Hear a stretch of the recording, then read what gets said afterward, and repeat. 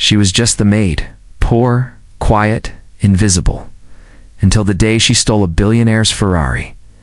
Not for money, not for fame, but to save the life of the one person who ever treated her like family.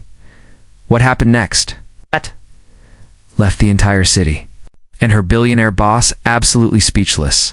Asterisk, poor black maid steals billionaire's Ferrari to save his daughter. His reaction shocks all. Grace had always known her place in the world. She was the maid, invisible, obedient, and replaceable. For 6 long years, she worked in the grand home of Charles Vanderhall, one of the richest and most powerful businessmen in the country. The mansion had more rooms than she could count, marble floors that gleamed like glass, and cars that cost more than her entire neighborhood. She never spoke unless spoken to, never sat unless told to, never looked directly at anyone unless they needed something. Her days were filled with scrubbing, cleaning, and making herself small. No one cared who she was except one person. Lily Vanderhall was Charles's only daughter. 17, gentle, and full of light. Unlike the rest of the family, Lily always greeted Grace with a smile. She remembered her birthday. She asked about her mother. She hugged her every time Grace brought her breakfast. In many ways, Grace felt like Lily's second mother. And in Lily's eyes, Grace wasn't just the maid.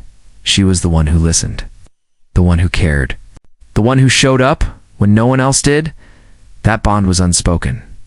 Quiet, private, but unbreakable.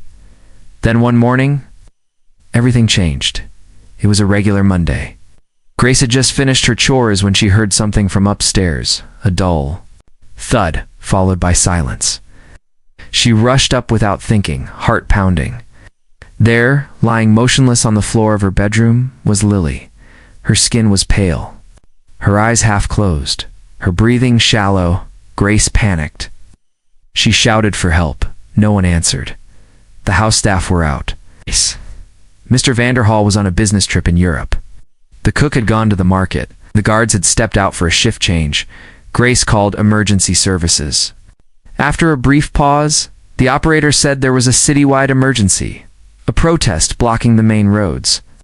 Ambulances would be delayed by over 40 minutes. 40 minutes? Lily didn't have 40 minutes. Grace looked down at the girl she loved, like her own, and made a choice. Without thinking twice, she ran downstairs, grabbed the keys from the kitchen drawer, and did the unthinkable. She took the Ferrari. Charles Vanderhall's most prized possession, the one car he never let anyone touch. Red, sleek, and powerful. To him, it was a symbol of status. To Grace, it was the only chance Lily had to live. She gently lifted Lily, carried her down the stairs with shaking arms, and laid her across the passenger seat. Then she drove. She didn't know how to drive a Ferrari. She didn't care. Her only thought was to get to the hospital before it was too late. Her hands were trembling. Her foot shook on the pedal. She ran red lights, dodged traffic. Maid. With every breath that Lily would hold on, behind her, sirens wailed. Police cars followed, alerted by cameras tracking the stolen vehicle. The news spread fast. Billionaire's Ferrari stolen in broad daylight. The headlines didn't ask why. They just assumed. But Grace didn't stop. She kept going until she screeched into the emergency entrance of the city's biggest hospital.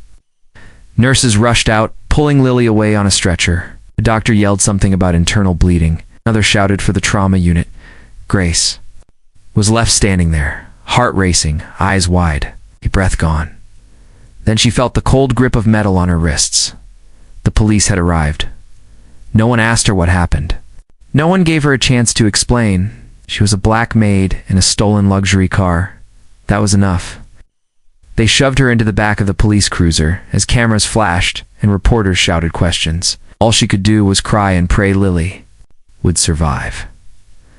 Hours passed, then the doors opened, and in walked Charles Vanderhall. He looked furious. But it wasn't the kind of fury Grace expected. It wasn't about the car. It wasn't about the headlines. It was about Lily. He had just arrived from the airport. He'd heard everything. And when he asked the hospital staff what happened, they told him one thing. If she hadn't gotten Lily here when she did, your daughter wouldn't be alive. He didn't speak.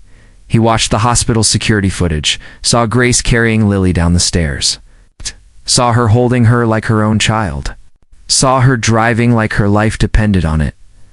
Then he looked at the reporters waiting outside, the police officer who still held her file.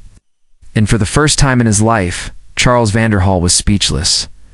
The man who rarely showed emotion walked to the microphone and faced the world. He said, "Everyone wants to talk about a stolen car, but no one wants to talk about a saved life. Grace didn't steal anything. She gave everything. She saved my daughter when no one else could. She did what any parent would have done. I will never forget it." The charges were dropped immediately, but Charles didn't stop there. He gave Grace a full salary for the rest of the year, even though she refused to come back to work.